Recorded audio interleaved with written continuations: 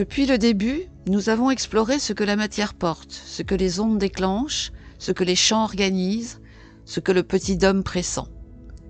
L'orchestre philharmonique invisible nous a dévoilé certaines de ses subtilités. Libérées de tout support, les ondes et les particules traversent le vide de l'espace, comme la matière elle-même.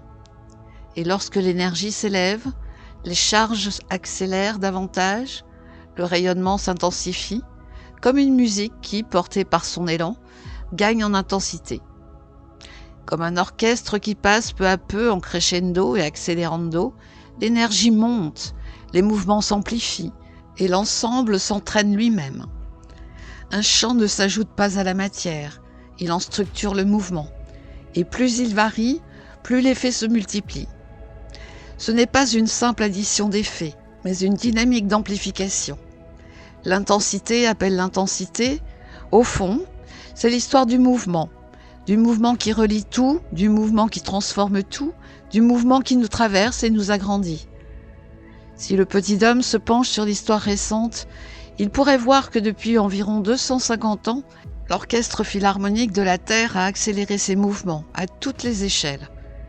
Les bombardements de rayonnements porteurs d'ondes, particules et de leur propre fréquence, les perturbations des champs de force engendrent un mouvement puissant qui accroît le feu électrique et avec lui, la lumière photonique s'intensifie. Le feu électrique foudroie les structures rigides, les brise, et la lumière photonique pénètre toute la matière en s'infiltrant par les fissures que le feu électrique a provoquées. La lumière transporte l'empreinte des phénomènes qui l'ont produite. Chaque photon est le témoin d'un événement cosmique. La lumière photonique touche toute la matière. La lumière est une archive physique du cosmos. Elle transporte encore aujourd'hui l'information du plasma primordial de l'univers. Les travaux des paléoclimatologues, des géologues ou des cosmogéophysiciens montrent que de simples variations de mouvement peuvent influencer l'ensemble du vivant, même sans catastrophe apparente. Il y a environ 200 000 ans, plusieurs paramètres de l'orchestre terrestre ont changé leur rythme. Le champ électromagnétique de la planète a fluctué. Des traces sont encore lisibles dans les roches et les glaces anciennes. Dans le même temps, le flux des rayonnements cosmiques variait, l'activité volcanique gagnait en intensité et le climat modifiait ses propres cadences. La Terre entière ajustait alors sa partition énergétique. Il y a environ 42 000 ans, l'orchestre magnétique de la Terre a connu une profonde variation. Le champ magnétique terrestre a fortement chuté et s'est brièvement inversé avant de retrouver son orientation habituelle. Les scientifiques nomment cet épisode l'événement de Lachan. Durant cette période, le bouclier magnétique de la planète s'est affaibli, laissant pénétrer davantage de rayons cosmiques. L'atmosphère elle-même a été modifiée. Le carbone atmosphérique a augmenté et la couche d'ozone a connu une baisse temporaire. La Terre se trouvait alors en plein dernier âge glaciaire. Cet épisode s'est déroulé environ entre 42 200 et 41 500 ans avant notre époque. La bascule du champ magnétique s'est faite progressivement. Quelques siècles ont suffi pour passer d'un champ normal à un champ inversé. Rien ne s'est produit brutalement. La transformation s'est faite peu à peu, comme un changement lent dans la cadence d'un vaste système.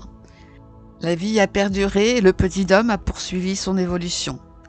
Même si certaines espèces ont disparu et que les migrations humaines se sont produites. Mais ces événements ne sont pas de simples épisodes isolés. Le Soleil lui-même évolue dans un environnement plus vaste. Avec toutes les planètes, il voyage autour du centre de la galaxie, traversant au fil du temps des régions plus ou moins denses du milieu interstellaire. Notre système solaire se déplace ainsi à l'intérieur d'une région façonnée par d'anciennes explosions stellaires, une vaste cavité appelée la local bubble. Plusieurs points objectifs convergent. Le système solaire entier change. Augmentation des tempêtes sur Jupiter et Saturne, variation de l'atmosphère de Mars, anomalies thermiques sur Pluton, fluctuation des champs magnétiques sur Neptune et Uranus. Au cours de ce voyage galactique, la Terre se trouve exposée à des flux variables de particules et de rayonnements extrêmement énergétiques, issus d'événements comme les supernovae. Cela provoque augmentation des rayons cosmiques galactiques reçus par la Terre, affaiblissement du champ magnétique terrestre, accélération du déplacement des pôles magnétiques. La Terre traverse elle aussi cette zone d'espace plus dense, en plasmons, particules, photons, connue en astrophysique depuis les années 1990. Cette zone est comme un nuage interstellaire local, une zone plus chaude, ionisée et instable que prévu. Ce n'est pas une théorie, c'est mesuré. Cela signifie plus de particules, plus d'ondes, plus d'interactions matière-énergie, plus de réactions nucléaires discrètes dans les plasmas. En atteignant notre atmosphère, elle ionise les couches supérieures et participe aux interactions subtiles entre le cosmos et la biosphère. Aucun de ces phénomènes ne suit les modèles standards. Ainsi, la Terre n'évolue pas dans un système fermé. Elle traverse, elle aussi, les variations de cet environnement galactique. Actuellement, nous traversons le cycle solaire 25, un cycle considéré comme modéré à relativement fort. Pourtant, il reste loin des niveaux d'activité observés au milieu du XXe siècle.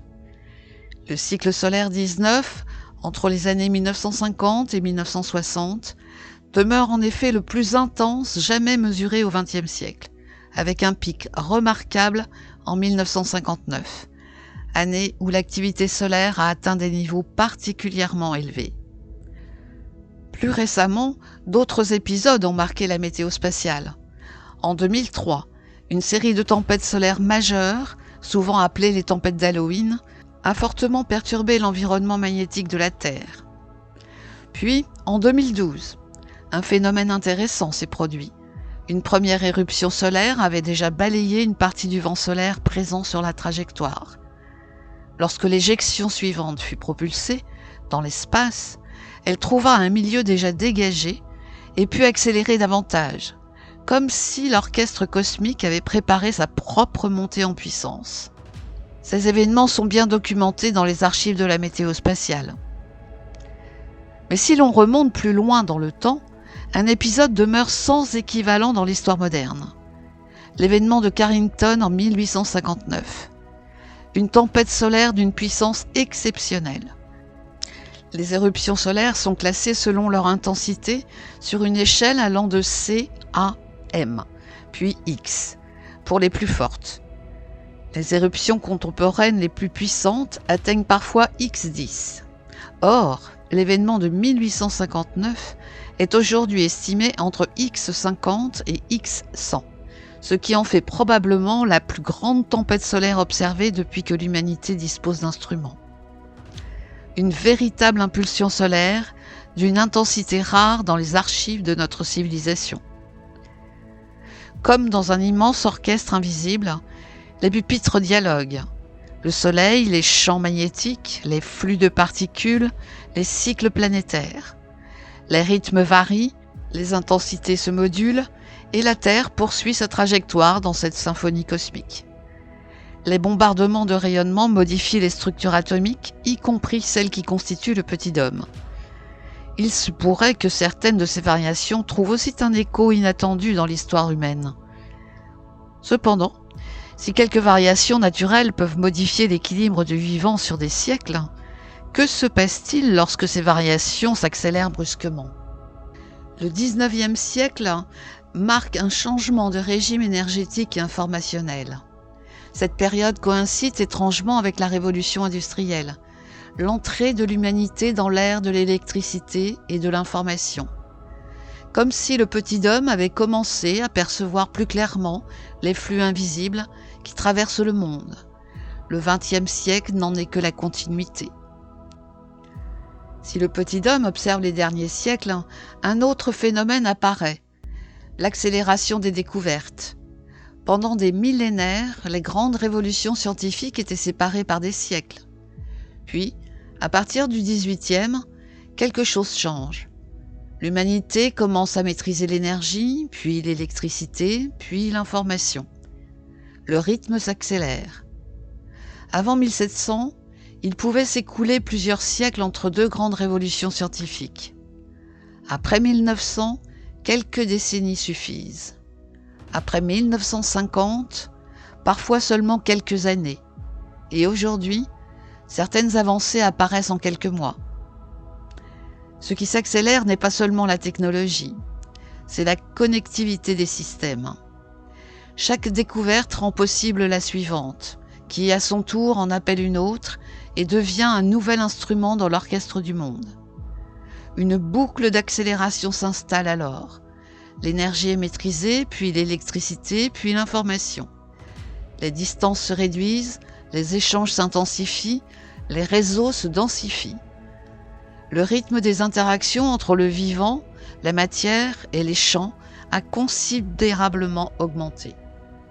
En un peu plus de 2 siècles, le tempo de notre monde a changé en quelques générations, plus vite que durant des millénaires.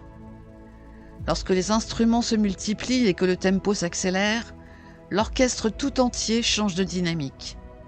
Et lorsque le rythme d'un système devient plus rapide, tous les instruments doivent s'ajuster car cela retentit sur le tempo global du système humain.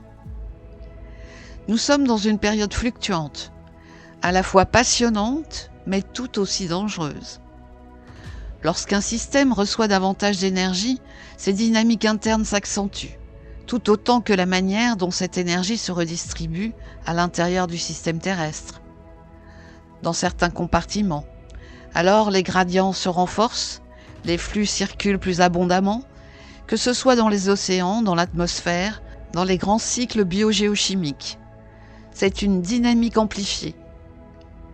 Depuis la fin du XIXe siècle, les mesures climatiques montrent bien des variations.